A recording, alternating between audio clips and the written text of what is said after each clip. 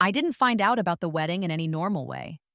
Nobody called me, there were no text messages, and I didn't even get a forwarded email. The only reason I knew it was happening was because my Aunt Carol, who still uses Facebook like it's a private diary, posted a very blurry photo from what looked like a rehearsal.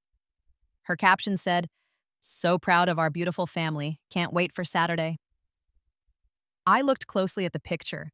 In the background, I could just make out my niece, Emily, smiling next to her fiancé. And right there in the front, looking like he was in charge of the whole event, was my father. I just stared at that photo for a long time. It wasn't because my feelings were hurt, I'd gotten over that part years ago. It was because the caption went on to list all the names of the people who would be there. It mentioned brothers, cousins, uncles, and even some of Emily's college friends. My name was nowhere on that list, not even in a tag. For a second, I thought it must be a mistake, some kind of technical problem. Maybe they had mailed the invitation to my old apartment. But then I decided to call my older brother, Mark. He answered the phone on the third ring. He sounded busy and a little annoyed, like I was bothering him during something important. "Oh, hey," he said, his voice flat. "Didn't expect a call from you." I didn't bother asking him why. I just got straight to the point and asked him one question. Was I invited to Emily's wedding? There was a long silence on the other end, and then I heard him kind of scoff. "You know how Dad feels about, well, your job at formal events. We just thought it would be better if you sat this one out." He didn't say I was banned, and he didn't say they forgot about me. He just made it perfectly clear. I wasn't going to be part of this particular family moment. I wasn't part of the family they showed to the public. I was just the relative they kept in the background, the one working for the Navy, the one they didn't know how to introduce to their friends. After I hung up the phone, I sat on the edge of my bed and just stared at the wooden floor for a while. It was the same feeling I had years ago when I saw my name wasn't included in the program for my mother's funeral. It was the same feeling I got when Dad introduced me to one of his friends as the one who didn't join the army. I really thought I was past all of this. But being forgotten, or worse, being actively erased, feels a little different every time it happens. Then, 2 days later, a nice cream-colored envelope arrived at my apartment. There was no return address on it. When I opened it, I found a folded card inside. It was the official wedding invitation. My name was written on it in handwriting that I recognized as Emily's. At the bottom of the card, she had added a personal note. "I don't know why your name wasn't on the list," she wrote. "I really wanted you to be there. Please come. I miss you." Tucked inside the envelope, there was a second, smaller card. It looked like a misprinted seating chart. I saw my name on it, but it had been crossed out with a heavy black pen. In the corner of that card, in my father's distinct handwriting, were his initials. I pressed my thumb against the ink, feeling the dent in the paper. It was a sign of a man who was so bothered by my very existence that he would rather pretend I didn't exist than have me in the same room. I could have just stayed home. I could have let them have their perfect family picture without me. I could have let them make their speeches and toast in a room where my name was never mentioned. But something inside me just snapped. Very quietly and very clearly. It wasn't anger. It was just clarity. I went online and booked a flight. I didn't tell anyone I was coming. I didn't pack my uniform. I just packed a simple blazer, a pair of nice shoes, and the small service pin I earned during my last deployment. I polished it and put it in a little velvet box. I wasn't planning on starting a fight, but I also wasn't going to let them make me disappear. The church was enormous. It was made of white stone, with tall stained glass windows and high, golden arches that made the whole place look like it was from a bridal magazine. I got there early and found a seat in the very back pew. Nobody seemed to notice me. My father was standing near the front, adjusting his tie. He was surrounded by people who were calling him by his old rank, like he was still in charge. He looked proud, calm, and completely in control of the situation. My brother, Mark, leaned over and whispered something to him. They both laughed. They were acting like they were the most important people there, and I just sat in the back, perfectly still, watching the whole thing unfold like a play. About 15 minutes before the ceremony was supposed to start, I got up and stepped out into the hallway to use the restroom. That's when I heard his voice. It was my father's voice, rough and familiar, and still way too loud. "She wasn't even invited," he was saying to someone, who I guessed was one of the ushers. "She's just some clerk in the Navy." We didn't need a distraction in uniform trying to prove something. The usher laughed, but it sounded nervous. My father smirked. I just stood there, my heart steady, my hands calm. I wasn't hurt, and I wasn't even surprised. I was just certain. He hadn't changed at all, and I knew he never was going to. I walked back to my seat, not because I wanted to be part of their celebration, but because I needed to see what would happen next. Something told me they weren't the only ones who had a surprise planned for that day. I don't like surprises. Not when I'm at work, not with my family, and especially not at fancy events thrown by people who are pretending I'm not even there. So, when one of the ushers started handing out the printed programs for the ceremony, I watched him very carefully. He walked right past my row and didn't even look in my direction, which I expected. But I wasn't there to be noticed, at least not yet. I sat through the beginning music, just sitting there with my ankles crossed and my hands flat in my lap. I looked at the program I'd picked up from an empty seat. My name wasn't in it anywhere. It wasn't under the Family of the Bride section. It wasn't on the little map of the seating chart. It wasn't even in the small thank you section at the end. Mark's name, however, was in there twice, written in bold. Once as Mark Jenkins, brother of the bride, and again in the list of groomsmen. He was, of course, wearing his old university blazer, and I saw that Dad had let him wear an old pin from his own time in the service. They were the right kind of family, I guessed. The music changed, the big organ started playing, and everyone stood up. The bride, Emily, came in, and she looked beautiful. She also looked very nervous. But then, something else caught my attention. The man standing at the altar, the groom, looked familiar. I couldn't quite figure out why at first. It was something about the way he was standing, his posture. Then he turned his head just slightly, and I remembered. His name was David. We had served together years ago. We were stationed in a small, remote base overseas on a protection detail. He was new, working in security, and he was always a little slow on his radio checks. I was his superior officer, and I trained him. I taught him how to properly check a perimeter and how to stay alert. He used to call me ma'am all the time, and even when we weren't on duty. Ma'am, are you sure this is the safest route? Ma'am, did you see that shadow over there? Ma'am, I think you really helped us out today. And now, here he was, marrying my niece. The niece whose wedding they said I would be a distraction at. As the ceremony went on, I watched them. David glanced out at the audience, and his eyes met mine. For just a second, his eyes widened as he recognized me. And then he smiled. It wasn't a polite smile for a stranger. It was the kind of smile you give to someone you know and trust. They said their vows, exchanged rings, and did all the things people do at weddings. Then the person officiating the wedding took the microphone. At this time, the bride and groom would like to personally thank a few special guests who are in attendance today. I tilted my head. That part wasn't in the program. My dad leaned back in his seat, looking pleased. Mark was already fixing his collar, probably getting ready to stand up. But David didn't call his name. Instead, David himself reached for the microphone. His voice was calm and clear. "Before we go to the reception," he said, "I want to honor someone who isn't listed in the program, but who should have been the first name printed on it." My stomach felt tight. I saw Mark frown. My dad shifted in his seat, looking annoyed. "Years ago," David continued, "I was in uniform and I was terrified. I was sent to a place I wasn't ready for, and a superior officer, someone who saw potential in me before I saw it in myself, trained me, protected me, and taught me what it means to be disciplined and to be a leader."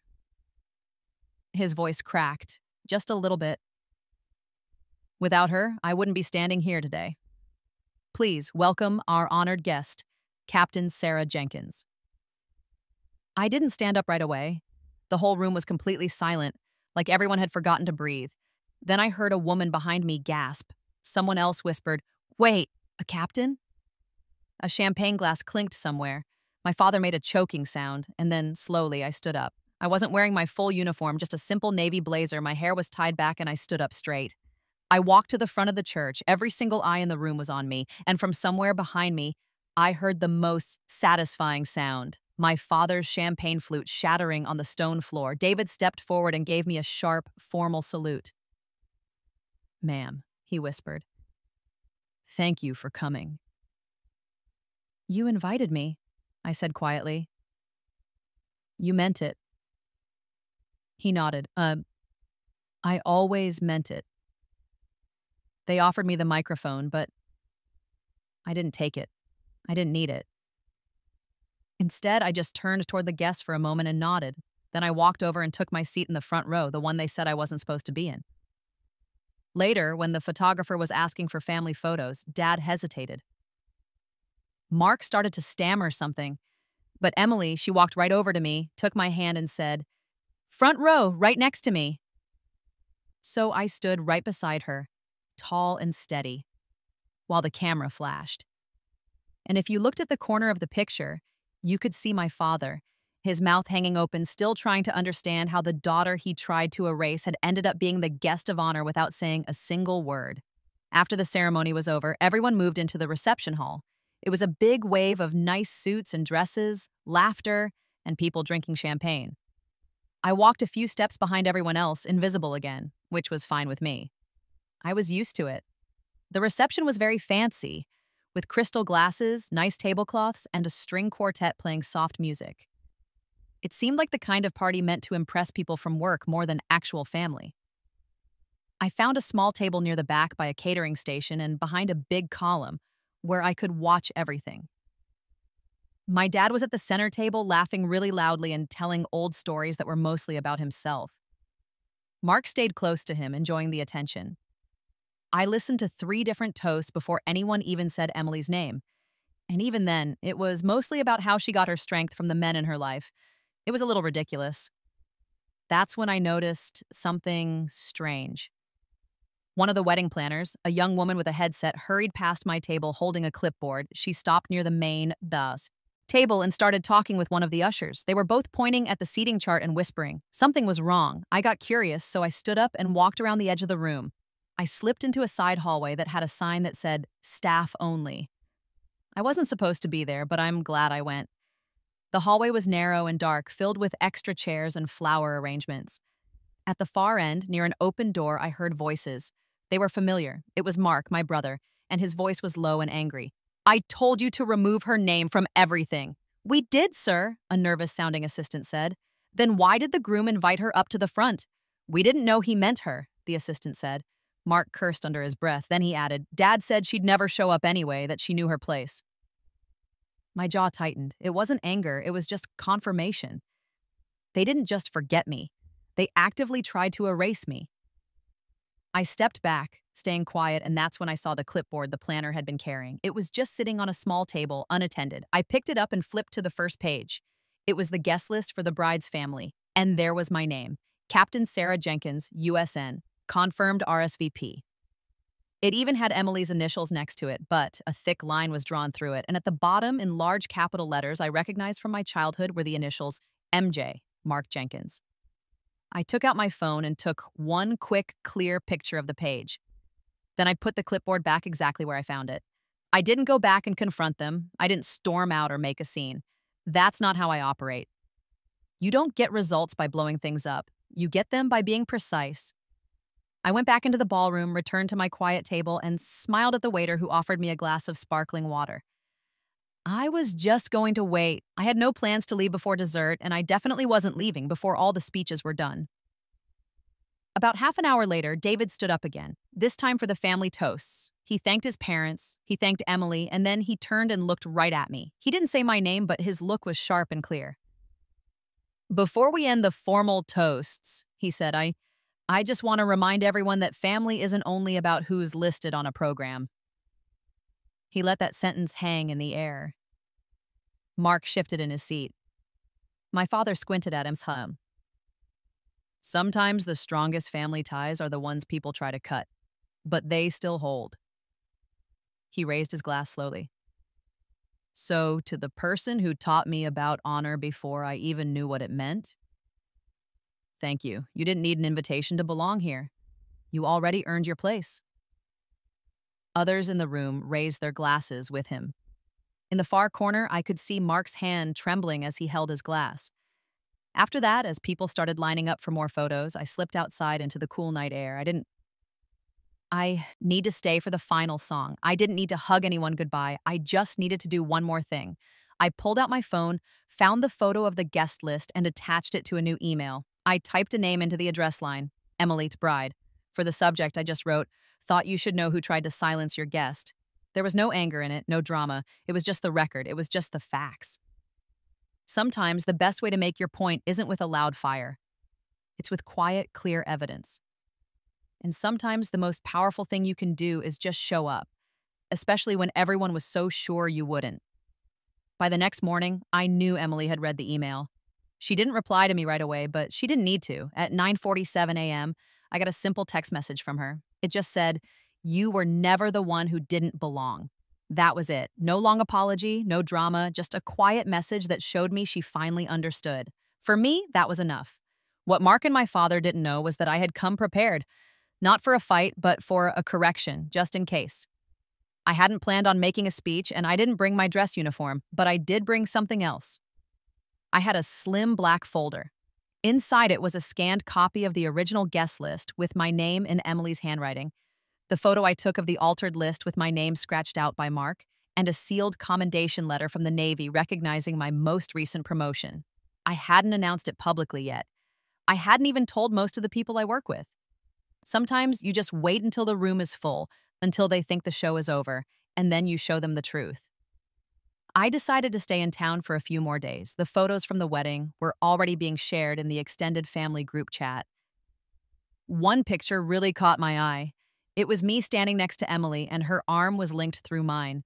We were both laughing. You couldn't fake that kind of picture, and you couldn't crop me out of it. That same afternoon, I got a phone call from David, the groom. He asked if we could get coffee before I flew back to D.C. I said yes. We met at a small cafe. He arrived early and stood up when I walked in. He was a good guy. "Ma'am, he said with a nod.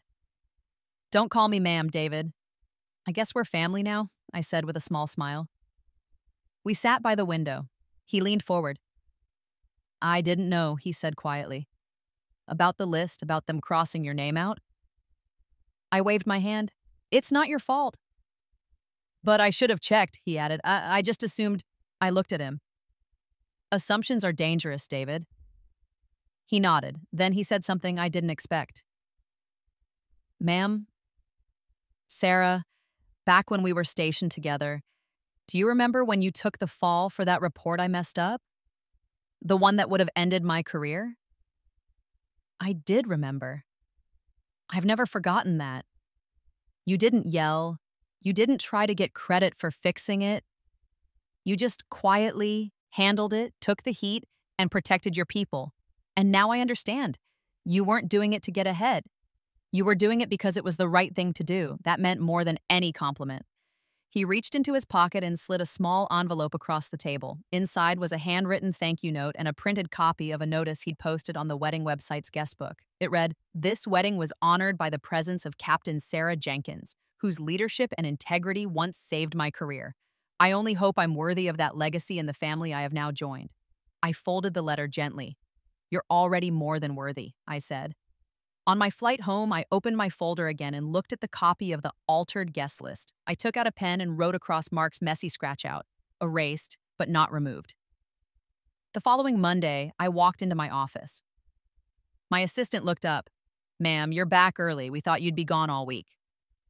I set the folder down on my desk. I replied, "but some things resolved themselves faster than I thought." She handed me a list of my scheduled briefings.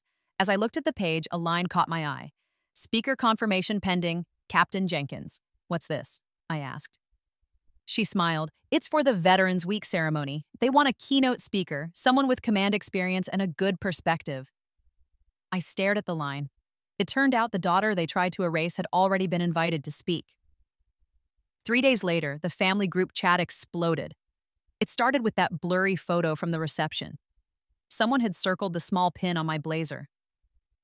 "Is that really Sarah in the photo? I thought she wasn't invited." 10 minutes later, Aunt Carol replied, "She was invited. Emily confirmed it."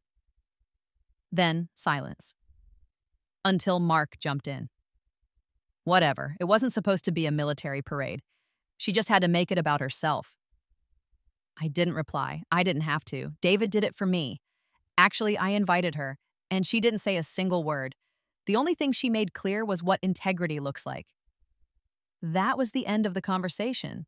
I don't enjoy watching things fall apart, but I've learned that lies have a way of collapsing all on their own. You don't have to push, you just have to wait. The Veterans Week ceremony was scheduled in a hotel ballroom just 2 miles from my father's VFW post. They asked me if I wanted to move it. I said no. I wasn't avoiding anyone anymore. The venue was nice, with flags along the wall and a clean stage with a single microphone.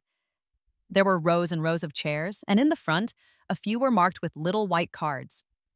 I scanned them, and one read, "Reserved, Jenkins family." I hadn't requested that. I sat alone at the front. As the event began, other speakers went up. Then the MC stepped forward.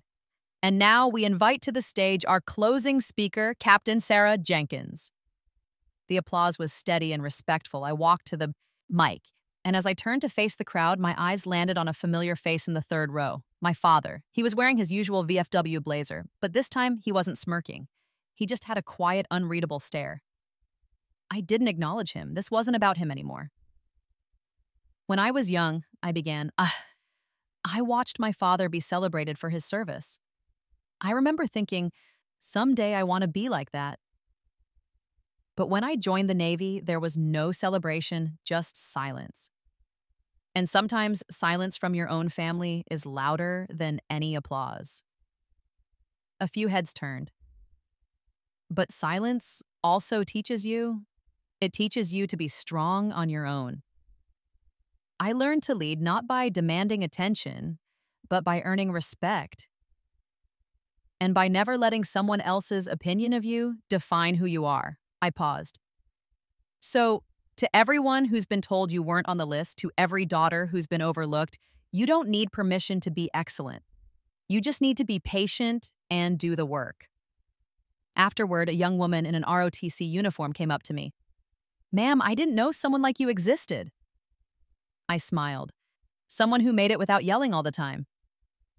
I nodded. Noise fades, the record stays. When I turned around, my father was gone. Just an empty seat. 3 days later, a small envelope arrived. No return address. Inside, a single sheet of paper, no greeting, just 6 words in all caps. "You made your point, we're done." I folded it once and dropped it into the shredder. I didn't feel angry, I just felt free. But something else was happening. My speech had been posted online and was being shared among veterans groups. I got an email from a name I hadn't seen in years, Maria Sanchez. She had served with my father long ago. Her message was short. "I saw your speech. There's something you should see. I kept it, in case one day you ever outranked your silence." A week later, a package arrived. Inside was a thumb drive and a signed affidavit. The video showed my father, decades younger, yelling at a junior officer. That officer was my Uncle Ben, my mother's brother. Maria's affidavit explained that my uncle had designed a new procedure that saved a lot of money and time, a procedure my father later took full credit for in a promotion review. My Uncle Ben died the following year, his name never mentioned in the official records, but my father's was promoted, honored, all on the work of the man he silenced. I didn't get angry, I just emailed my attorney and attached everything. Then I texted Emily. "Your grandfather built his legacy on borrowed credit. I'm about to give one of them back." The hearing wasn't about revenge, it was a formal record correction review. I walked in wearing my uniform. Mark was there. He didn't look at me. Dad wasn't. His lawyer said he was too stressed to attend. The judge reviewed the evidence, Maria's statement, and the old reports. She looked up, "Ma. It is the court's recommendation that the records be amended to reflect the co-authorship of First Lieutenant Ben Whitman." After the hearing, I stepped outside. Emily was waiting. She didn't say anything. She just hugged me. "Thank you," she whispered, "for giving Mom her brother back." 6 months passed. Quiet ones. I heard that Mark was no longer active on social media and my father had stopped going to his VFW meetings. The truth, it turned out, got around just fine without my help. One morning, there was a knock on my office door. "There's a visitor, ma'am, no appointment. She's young." "Send her in, turn," I said. The door opened and a girl of about 17 walked in. She was holding a folder to her chest. "I'm Laura," she said. "Your niece." I hadn't seen her in years. She was Mark's daughter. She sat down and opened the folder. Inside was a hand-drawn family tree.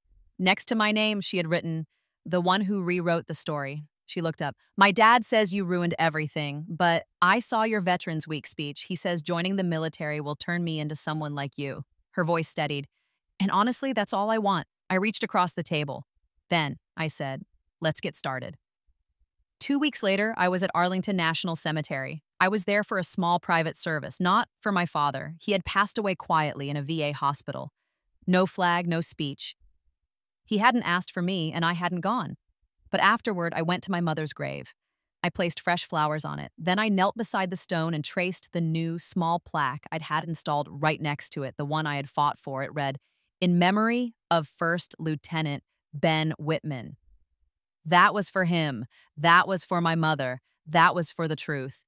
Back at my office, I added a final piece to my desk, a small, simple plaque that read, "Earned, not invited."